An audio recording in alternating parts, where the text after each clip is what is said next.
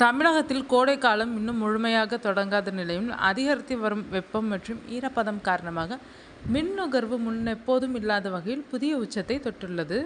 தமிழகத்தில் பொதுவாக ஏப்ரல் மற்றும் மே மாதங்களில்தான் மின்சார தேவை உச்சத்தை அடையும். ஆனால் இந்த ஆண்டு மார்ச் மாதத்தின் முதல் வாரத்திலேயே மாநிலத்தின் உச்சக்கட்ட மின் தேவை 20,000 மெகாவாட் என்ற அளவை கடந்து புதிய சாதனையை படைத்துள்ளது. கடந்த வெள்ளிக்கிழமை அன்று தமிழகத்தின் உச்சக்கட்ட மின் தேவை 20,211 மெகாவாட்டாக பதிவானது. இது 2024 பதிவான அதிகபட்ச அளவான 20,830 மெகாவாட்டை விட வெறும் 600 மெகாவாட் மட்டுமே குறைவாகும்.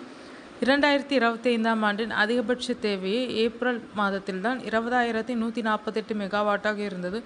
ஆனால் இந்த ஆண்டு மார்ச் தொடக்கத்திலேயே அந்த இலக்கை தமிழகம் தாண்டிவிட்டது. ஒரு நாள் மின் நுகர்வு 416.284 மில்லியன் யூனிட்டுகளாக உயர்ந்துள்ளது.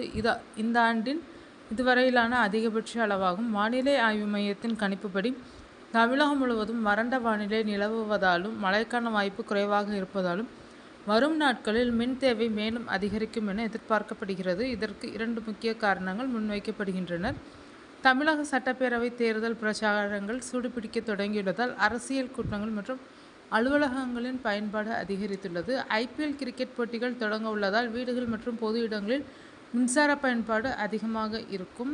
மின் தேவை அதிகரித்துள்ள அதே வேளையில் தமிழகத்தின் சூரிய ஒளி மின் உற்பத்தி புதிய உச்சத்தை தொட்டுள்ளது. வெள்ளிக்கிழமை அன்று மட்டும் 53.7 மில்லியன் யூனிட் சூரிய மின்சாரம் நுகரப்பட்டது.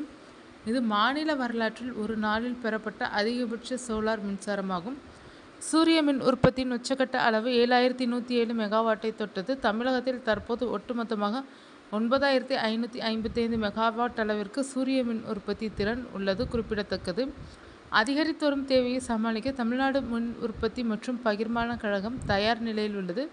தனியார் மின் உற்பத்தியாளர்களிடம் இருந்து நீண்ட காலம், நடுத்தர மற்றும் குறுகிய கால ஒப்பந்தங்கள் மூலம் மின்சாரத்தை பெறுவதற்கு தேவையான நடவடிக்கைகளை வாரியம் எடுத்துள்ளது. இதன் மூலம் கோடை காலத்தில் தடையற்ற மின் விநியோகத்தை உறுதி செய்ய முடியும் என அதிகாரிகள் தெரிவித்துள்ளனர். வெப்பத்தின் தாக்கம் வரும் நாட்களில் மேலும் அதிகரிக்கும் என்பதால் பொதுமக்கள் மின்சாரத்தை சிக்கனமாக பயன்படுத்தவும் அறிவுறுத்தப்படுகிறார்கள்.